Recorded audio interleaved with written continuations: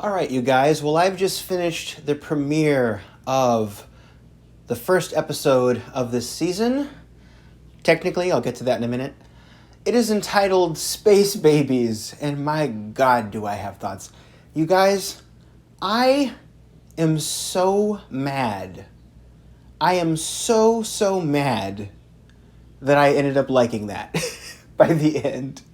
I really did. So let's get into Space Babies for a minute. Okay, so the first thing I noticed today when I went into Disney Plus to watch Doctor Who season 1 in quotes, it's really series 14. The first thing I noticed was that apparently the church on Ruby Road is the first episode of that. So I guess we're really going with the church on Ruby Road being the first debut episode people are going to see on Disney Plus. I don't know about that decision. I would not have done that. I don't think that is a good first episode because it has the Goblin song, which has these really weirdly violent lyrics in it, and then I don't know, it just doesn't seem like a very good debut for people who've never seen Doctor Who before. But then I did push play on this one after I saw, okay, Space Babies is the second episode. Okay, let's talk about this. I'm going to go into full spoilers for this episode, so if you haven't seen it and you want to see it before you listen to this, I recommend going and watching it first, because I'm going to be talking about everything in this episode that is relevant. I'm not going to be doing a whole recap of the whole episode necessarily, but I'm not going to not talk about anything specific in the episode. If it's, I almost said if I want to, but that sounded a little rude. If it comes up, I'll say if it comes up. So, okay, let's get into this. So I guess just going from the beginning here, my first initial thoughts were not good, because the first thing I noticed was that the exposition in this episode was very, very heavy. Like, they were just saying things. Like, the Doctor was saying, oh yeah, TARDIS, it stands for time and relative dimension in space. Or it's, I don't remember what the other things were. My planet is gone. It burned, and it's, there was a genocide, and now my planet is gone. Like, they were just kind of saying things, and I'm like, these things feel like they should be very weighty, and I don't feel like the Doctor's giving them very much weight, which I wasn't a big fan of, so it wasn't leaving a good taste in my mouth with that. Then I started to notice that another problem this episode was having was that, I really hate to say this because I really like Ncuti Gatwa and what he's doing, but I feel like I have to say this to be fair. The Doctor started to annoy me a little bit, which I was not expecting from this episode, because he was so good in the Church on Ruby Road and so good in The Giggle. So I just really wasn't expecting to be annoyed by the Doctor. That was very strange. And there was another thing I didn't... Oh, yes. The thing that... Well, I guess I should talk for a second about the exposition, too. Because do you remember in the episode The End of the World, which I believe was Doctor Who Series 1 from 2005, Episode 2. That's the episode where he took Rose up into the space station from which they were viewing Earth as it was being consumed by the sun. Rose performed a phone call with the aid of the Doctor after he fixed her cell phone so that she could contact Jackie and talk to her back on planet Earth all that time ago. This was very similar to that. The Doctor kind of did the same thing, except for this time, for some reason, he felt the need to explain what was going on, which I don't think was really necessary, because we already know that the Doctor is in the future. So the Doctor just saying, oh, let me take your cell phone, and then just messing with it with the sonic screwdriver for a second, which is what Christopher Eccleston's Doctor did, and then handing it back, and she can talk to her mom. I think the audience at that point was like, whoa, he must have just done this. But it's just he was explaining it, and it just felt very underwhelming. And especially since I'd already seen it, maybe I'm a little bit biased in that way, but it just, I think, was indicative of kind of a larger problem, which is these things were either much more minimal, as in you figured them out yourself, or they were much more weighty when you found them out. So that was a weird thing. And that leads me actually into another negative thing about this episode, and I promise I'm going to get to the positives. I promise I will get to the positives, guys. But I have to cover what my thought process was as I was going through the episode. It is really, really starting to hit me how much Chris Chibnall's era really did some irreparable damage to the current state of the show. Because, if you recall, and again, full spoilers for the first 13 seasons of Doctor Who here, if you remember, when Doctor Who Series 1 started in 2005, this was after 26 seasons of Classic Who. In Classic Who, Gallifrey existed. It wasn't named Gallifrey in the beginning, the Doctor wasn't named a Time Lord in the beginning, but as things started to progress, as we got more into the Second Doctor and the Third Doctor era, and then eventually the Fourth Doctor, by that point, a lot of that lore was firmly set in place. We knew what Gallifrey was, we knew what the Time Lords were, so they were kind of a staple of Classic Who for a while. Then, in 2005, when the new series started, the Doctor announced to Rose that he was the last of the Time Lords, which came as a huge shock to a lot of fans, understandably. But that was something that was given a lot of emotional weight, because that was a big character thing for that Doctor. He was going through trauma. And throughout the end of the Eccleston era, and right up until the end of the Tennant era, we had a destroyed Gallifrey. Then we got to see Gallifrey again when they had the whole thing with the Master at the end of the Tennant era, and it was this huge thing. It was this huge emotional bomb when it dropped. When you got to see the Time Lords again, it's like, oh my God, there's the Time Lords. What's going on? Right? Then the Doctor sends them back into the void. Then we get into the Matt Smith era, and I know I'm recapping a lot, but this is going to be relevant.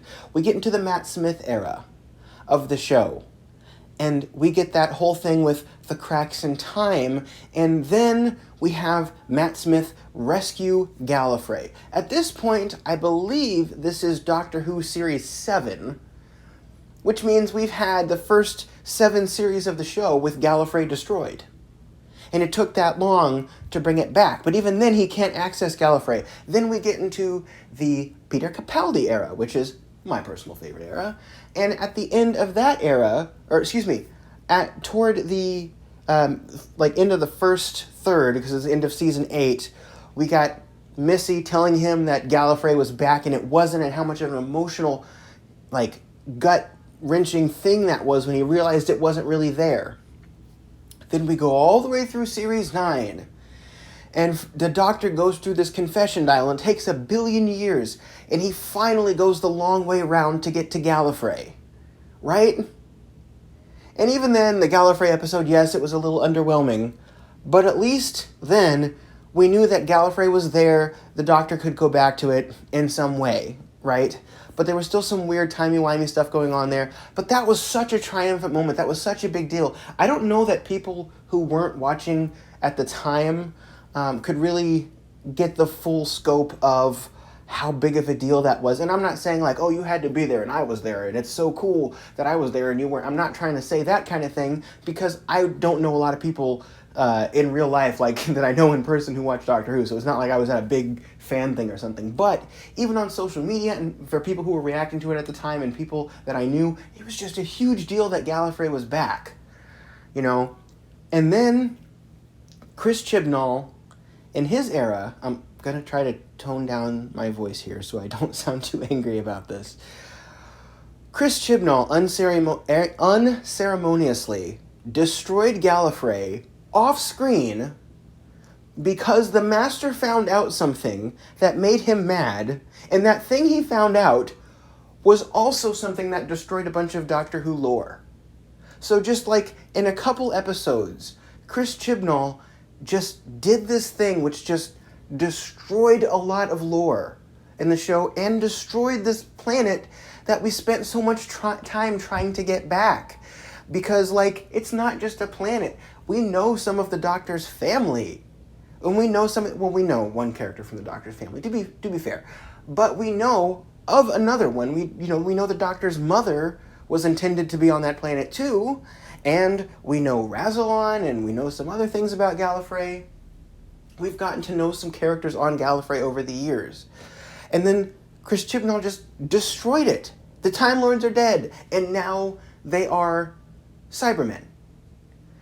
And people don't talk about that very often, how big of a gut punch that was at the time in like the worst way possible. Not like a gut punch like, oh man, I feel so many things. Like more like I was trying to enjoy my show and I feel like someone punched me in the gut. That's kind of how that was, and I'm not trying to be a big baby about it, but that's how it was at the time. And just to reiterate this, the timeless child thing, just to put it into perspective, the doctor that we had gotten to know over all those years, the doctor who we've gotten to know and love, in the beginning, the mystery of the doctor was there, Doctor Who. And by the time we got to season 12 of Doctor Who, it's not like we knew all that stuff. Season 12 of Doctor Who was actually season 38 of Doctor Who. It's not like we still knew a bunch of that stuff. Most of the stuff about the Doctor we still didn't know. But we just found out little bits and pieces over the years, and that was super interesting. And the thing that I want to communicate real quick, and it's a side note here, and I know I'm not even talking about the episode anymore, but I've needed to say this for a long time, and this episode brought out a lot of these things, and that's why I'm describing my negative experience in this way, but I just need to say this. Like, mysteries that are not going to be answered are worse than knowing all the answers, because people say, well, knowing all the answers is boring, so I want to restore some mystery to the Doctor. Why? Mysteries are important in terms of making things interesting because there's an answer. When you start reading a murder mystery novel, would you keep reading it if you knew at the end they weren't going to answer anything? Would you want to read that novel? No. And I think that's what Chris Chibnall didn't understand about the mystery of the Doctor. I'm restoring the mystery of the Doctor by telling you that everything you thought you knew about the Doctor's origin is wrong. Are you going to give us answers? No. That's not interesting. That is not interesting. Because at that point, at least if you have answers, at least if you know all the answers and they've revealed everything, at least you can maybe enjoy the lore or take it or leave it, or maybe try to reconfigure it in your mind in a different way or work with it in some way. No answers. It's like a blank piece of paper. Where are you from? I hand you a blank piece of paper. Isn't that interesting? No, it's not.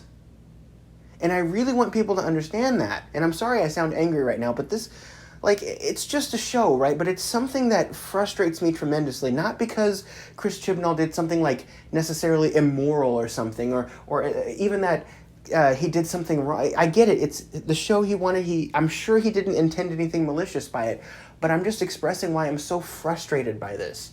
And doing that and destroying Gallifrey really set things up in such a way where I'm starting to realize that I am probably not going to like what they're going to do with this season in terms of that, because it's just never going to be the same show that I personally fell in love with. Now, if you like what they're doing here,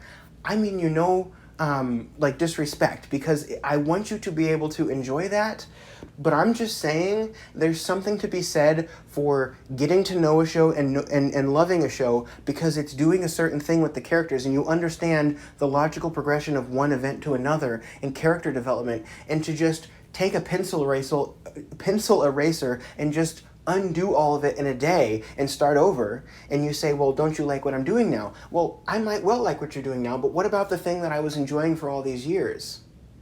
And I understand in this episode, the Doctor having no one is kind of similar to what happened in the beginning of the show in 2005, because at that point in the show, in 2005, what had occurred was that we had gotten something new with the Doctor having lost all his people. We'd never seen that before. But then the Doctor became, he got a new normal, but it took him a long time to get there. I mean, Peter Capaldi's Doctor literally had to die just so many times and bust his knuckles up and go through this horrible thing where he was having this existential crisis and remembering things from his childhood and having to confess things.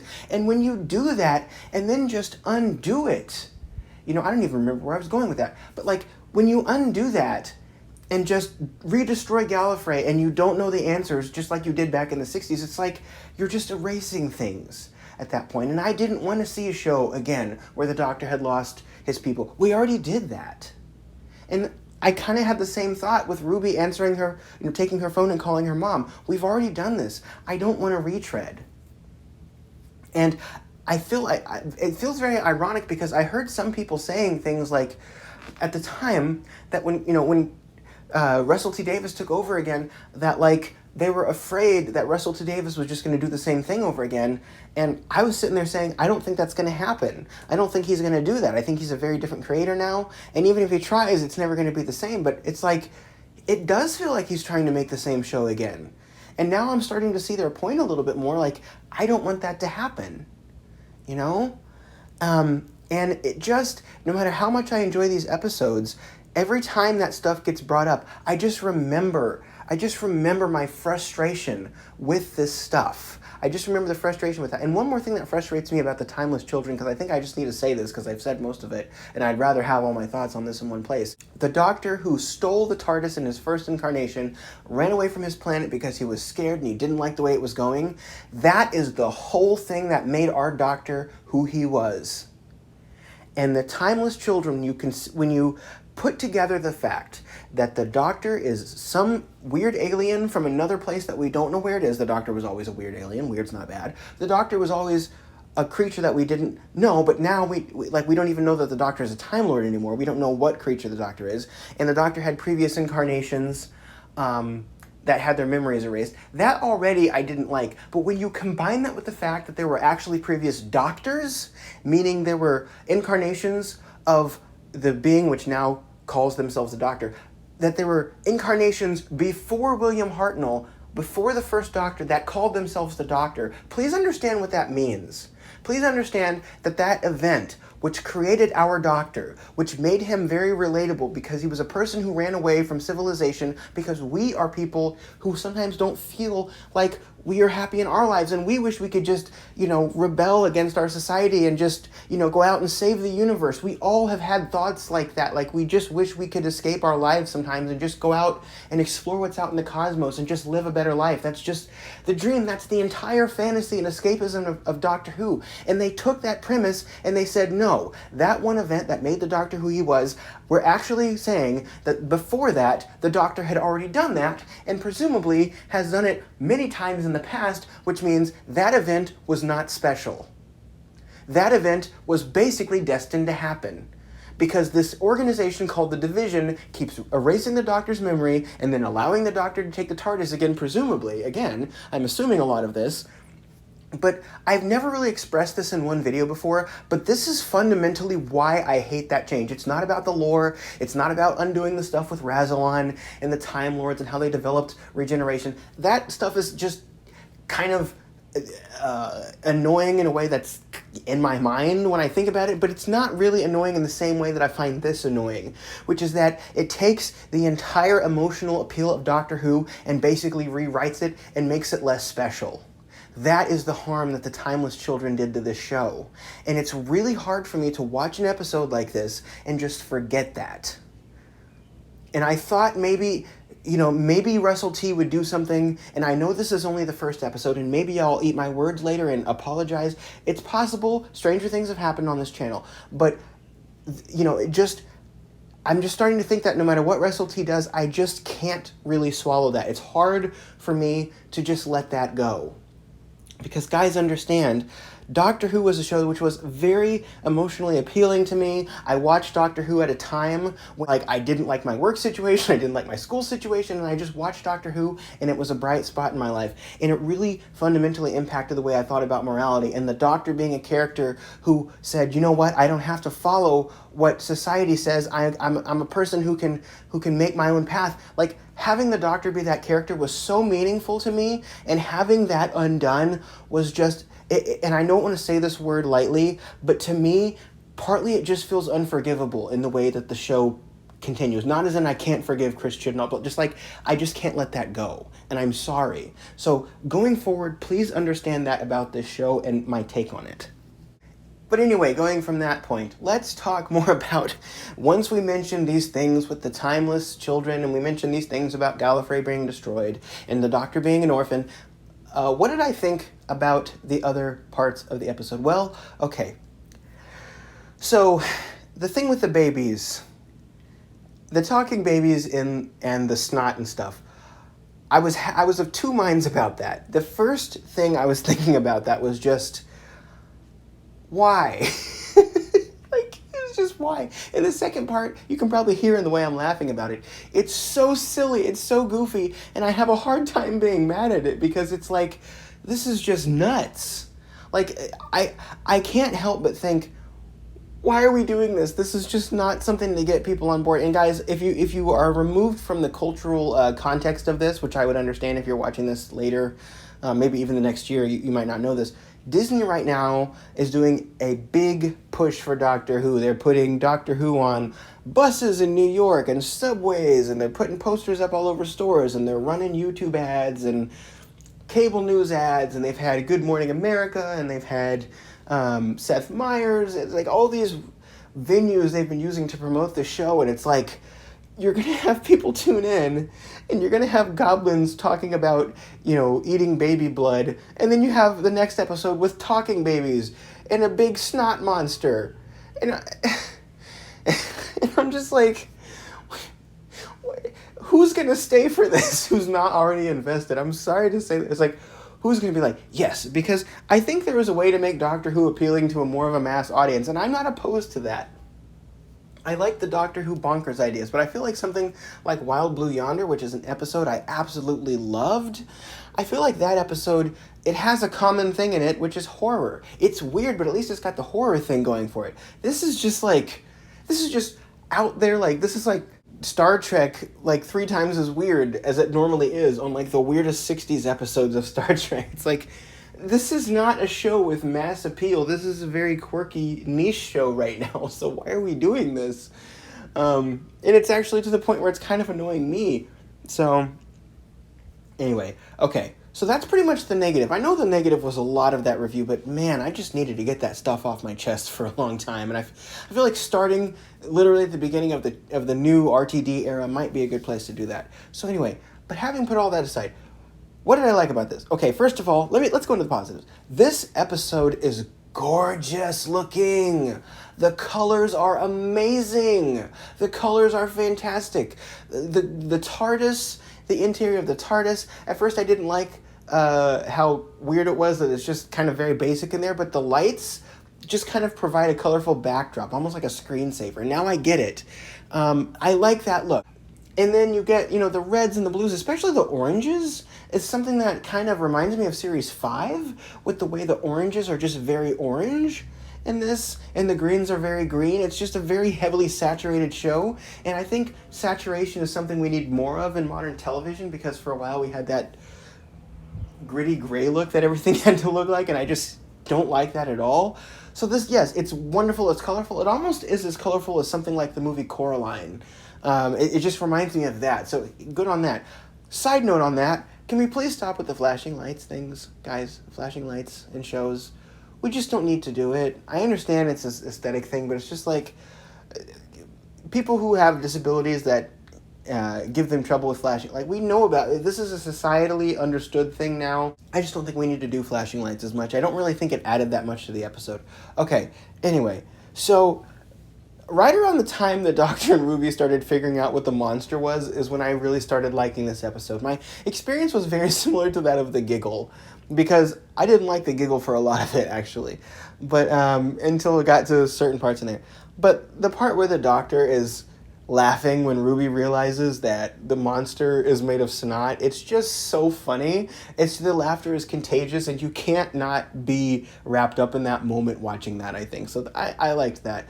And I keep remembering negative things, and I'm sorry. Why was the Doctor being so mean to the babies in the beginning? Why was he trying to scare them by bringing up the thing with the boogeyman, and then, like trying to say the boogeyman in a scary way and scaring them again? It seems very undoctorish to do that, in my opinion. Because if you think about it, who's the Doctor who's the modern Doctor who's the grumpiest Doctor? It's clearly Peter Capaldi's Doctor. He's not a Doctor who would do that. He might be sarcastic in the beginning, but think about the way he handled that interaction with Danny Pink as a child. When he said, "Fear is a superpower." Like, think about that, right? At first he wasn't like that, but then when he had to comfort the kid, he realized it was important, right?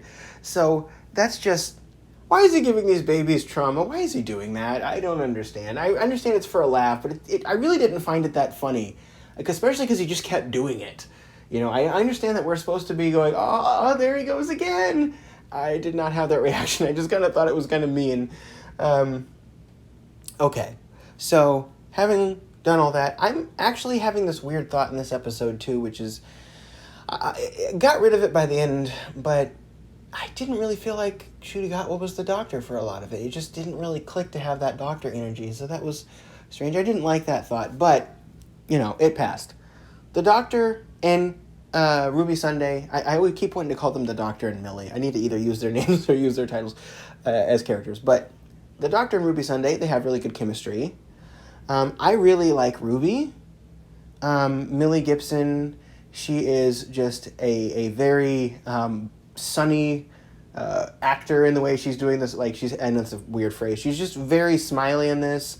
Millie Gibson is just a gorgeous individual, and she's just. It's hard not to like both of these people. They're both very charismatic people, but anyway. I like the nanny lady. She was really funny. I like the joke with she keeps saying things over the intercom. Yeah, it went a few beats too long, but she kept saying things over the intercom and it kept censoring it, changing it. It's kind of a joke that's very simple, but I don't think it's very common. Like, I don't think that's a joke that I've seen super often, but it feels very simple and intuitive. So, like, that's a good joke where you just feel like, oh yeah, of course, right? And then you're like, have I seen this before? I don't think so. So that was a nice joke. And then the monster. My favorite moment of this episode is when the Doctor decides to save the Doctor. My favorite moment of this episode is when the Doctor decides to save the monster. I actually smiled so wide at that point, and I was like, come on, Doctor, because I knew he was going to do that. Because I had this thought running through my head, like, okay, this is just a snot monster, right? Like, it's not really sentient. But the Doctor was like, this is a snot monster. We need to save it. And I was like, I could see some people making fun of that a little bit, but I was also like, you know what? It's the last of its kind. He doesn't want to destroy it. I get that. That is good characterization there. That 100% is consistent with how he feels at that moment. So, yeah. Too bad that, like, being the last of his kind is kind of something we've already explored a lot in Classic Who up until this point, right? Up until the point where the Doctor was, saving Gallifrey, I guess.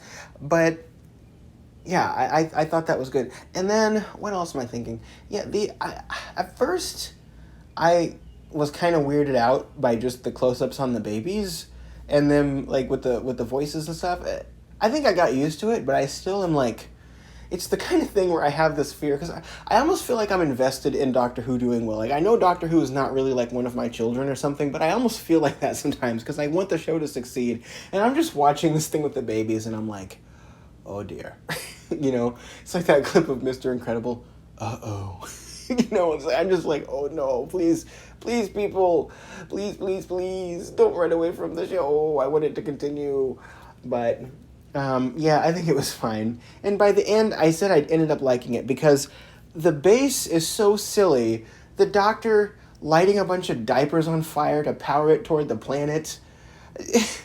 I don't know why he couldn't just pull it with the TARDIS, but it's funny, and that joke with the monster being made of snot, like, it was funny. And then at the end, I actually kind of found myself gagging a little bit when I saw the Doctor, like, clutching the monster, because I'm like, oh, that's a booger monster. And it was just so gross. I hate boogers. Like, I hate those, because that's part why I was just like, why are we doing this? But that's so Doctor Who. It's so silly. It's so cringe.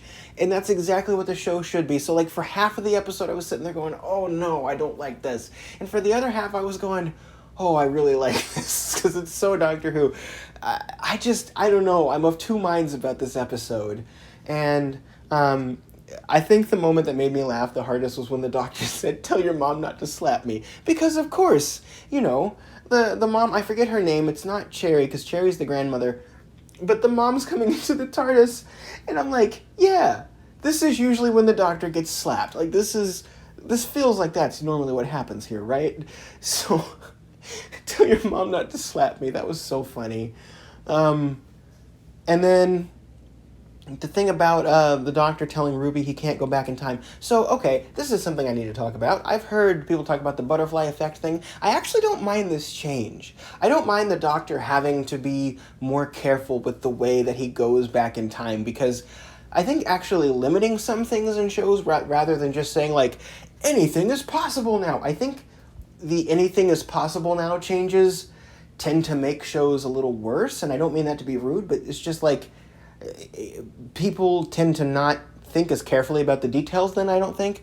But things that are like, we have to be more careful with how we do this now, those changes usually help. And I like the idea that, well, there was this butterfly effect switch on there. I like the way that was dealt with. It's just TARDIS controls are new now, because I heard some people worried about that. But even then, even after he flipped that on, it seems like the snow at the end, he's like, you can't go back to the time that you were born, Ruby. You can't go back to that church on the day you were born. I can't ever take you there, because if you even mess with a single snowflake, that might create a gigantic paradox. That's the worst I've ever dealt with. And that's obviously going to happen, right? Like, that's why he said that. Like, someone's obviously going to do that, and they're going to have to get out of it later. So that's exciting to see. But I've heard people say that they don't like the butterfly effect idea, that the Doctor has to be more careful. I actually don't mind that at all. And it's weird because everyone has changes they don't and do like, right? Everyone has things about Doctor Who they do and don't like, and we all tend to think of our opinions as just being highly objective sometimes, and we gotta rein that in sometimes. It's not objective. I'm sure there's some people who looked at the Timeless Children change and they thought, hey, you know what? I like this. A lot more things are possible now. Or they looked at any of the other changes and said, oh, now we have to find something else to do with Gallifrey because it's destroyed again. My opinion's not gospel, guys. I get it. I was just telling you why I personally didn't like those things. But the butterfly effect change is another one of those things. A lot of people probably will hate it. I don't mind. I think it's kind of cool. And just, by the way, having Ruby step on the butterfly and just temporarily turn into this alternate like version of herself, it's on the nose, it's silly, but guys, I just really liked that. I can't explain why I liked that moment so much. It was just so quick and so weird, and it was obviously played for laughs. The Doctor can blow on the butterfly and it was living again. I think he did that because he still probably has some bigeneration energy. I'm guessing that's what it was, because he's freshly bigenerated at this point, I think, if I'm not mistaken. So, or not really freshly, because I guess he had all that time. I wonder, now that I'm thinking about it, I wonder why he was able to revive that butterfly. I don't know. But anyway, so that's some of my thoughts on the changes. I'm excited to see what they do, but Russell, please, like, it's so frustrating because I watched Wild Blue Yonder, and that was the only episode that I saw that was just, like, consistently good from beginning to end. That didn't really have anything in the episode that made me go, oh, I wish they wouldn't have done that. Like, of course, there were moments in the show that I thought probably could have been done better, but there wasn't anything where it's like, I wish they wouldn't have done that thing as a concept in the episode. Didn't really have anything like that. This episode kind of has a very similar quality to The Giggle. I think my least favorite of the new episodes so far has been the Star Beast. The Star Beast I just really didn't like all that much, and then Wild Blue Yonder was like my favorite one, and probably most people would say the best one. And then The Giggle was somewhere in between. This is more like The Giggle. It's like somewhere in between. The Church on Ruby Road I thought was also somewhere in between, although leaning a lot more toward like being a great. Because I really did like The Church on Ruby Road. I just rewatched that again. I watched all 4 specials before this, all 4 new specials, new specials. But yeah, I don't know. Just please with the next one, can we just get something that's like just great? Like, I just want more great Doctor Who episodes like Wild Blue Yonder. I just get frustrated because I know that they can do it. Like, I know Russell can pull these episodes off. I don't want it to be the case that most of the episodes are kind of like middle of the line, like this or The Giggle or even the Star Beast. Like, I just want a good run of episodes. In every era and every Doctor has some great ones and some not so great ones. That's always been the case for Doctor Who, even up to the point of the first Doctor. Like, if you watch that first Doctor's story, An Unearthly Child, that first episode is just so great, and the last 3 episodes of that story are just such a drag sometimes to watch. So Doctor Who's been like that literally since day one, so that's what the show does. And you know what, I don't really mind this. It's just it's going to take some time to readjust, guys. I'm not to the point where I'm like, I don't want to watch this because this stuff with the Timeless Children, it's just too much for me. But, like, what I would really like at some point, and oh, gosh, I need to talk about one more thing. Guys, Russell, my guy, I love you. Can we please get rid of the Next Time trailers? I mean, I'm not even joking. No one that I know likes those. Nobody that I know likes the Next Time trailers, because what they do is they do two things. They spoil the episode you're about to watch, they show way too much, and it's hard to click away from it, so I probably sounded like a madman earlier because I tried to push the off button on my TV and I was going la la la la la because I didn't want to anyway hear it. I couldn't find the volume button. I just didn't want to see what the episode was doing. And I've seen people do that in reaction videos too, where they're like, no, no, and they try to click it away. So let's get rid of the Next Time trailers. And the second thing that the Next Time trailers do is, like, they crash into your consciousness when you're trying to process the episode that you just watched. I've been complaining about this basically since I started watching the show. And Classic Who never did this, ever. Classic Who never had a Next Time trailer in it. And for a while there, at least, I think if you're going to do a Next Time trailer, at least put it after the credits. I don't mind that so much, because then it's like, the credits give you that feeling of, like, yes, you're, like, mentally debriefing, you're mentally deconstructing, the episode is over. It gives you that moment of pause where you can say, that was a nice episode. Next Time trailers, right after the episode airs, they rob you of that moment, but at least if you put them after the credits, if you don't want to see the Next Time trailer, it's much easier, because most people probably click away before that starts anyway. But like in the Whittaker era, they were almost always after the credits. Chris Chibnall, I will give you full credit for that. Thank you for doing that. I really wish your friend RTD would follow in that path. But it's just... And speaking of RTD and Chris Chibnall, I mentioned this earlier. I know I talked about the Timeless Children a lot. I just really wish that RTD would not be so concerned with following what Chris Chibnall did as a creator to try to honor that, because I just think what Chris Chibnall did, to be frank, and I'm sorry, what he did, I think, dishonored a lot of writers that came before him. I think it's more important to restore what came before than to honor what he did. I really wish he would have either just ignored it, or actually, I would have preferred a retcon. I'm one of those fans who actually wanted a retcon of the Timeless Children. Like, do something to makes it different. Like, I wanted the Timeless Child to be the master. I just thought that would make so much more sense. But I'm not in the minority on that. A lot of people think that. So, yeah. But I would like this to see the show restored in some way to what Doctor Who used to be, which was just, hey, here's a doctor with a handful of lives, and you've seen all of them. It's such a weird... Isn't it so weird to go back and think about that? Like, think about the time when you knew every doctor, like you'd seen every doctor that there ever was, and you didn't have to think about maybe there will be more, or maybe there's other doctors we didn't meet that were in the past that had their memories erased. Like, there was the whole Series 6B, which is a whole other thing that people think about sometimes. But, like, it just wasn't a thing. It's like, no, first doctor, second doctor, second doctor. Second doctor, second lifetime, period, And having the Doctor just kind of be heavily influenced, just sci-fi, going back and meeting historical figures, or going back to do just random things at that time period, or even going forward in time. Just having Doctor Who be Doctor Who, having it be what it is. I would like to see another series done like that, even if it means we give the 8th Doctor a whole series that's just traditional Doctor Who, where there's no Timeless Children, and there's no destroyed Gallifrey, and there's no, like, supernatural elements, just standard run-of-the-mill Doctor Who. I would love to see another series like that, because it's like, we haven't gotten that in a long time, unless you're consuming, like, Big Finish, which a lot of us aren't. But anyway, guys, that's me signing off on this review.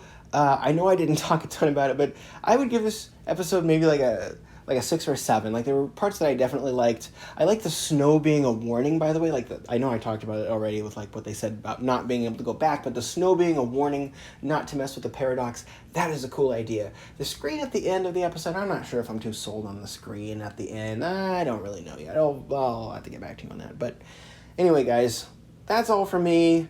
the space, no, not the, what, I don't know what I called it earlier. I don't think I called it anything. Space babies. Doctor Who space babies.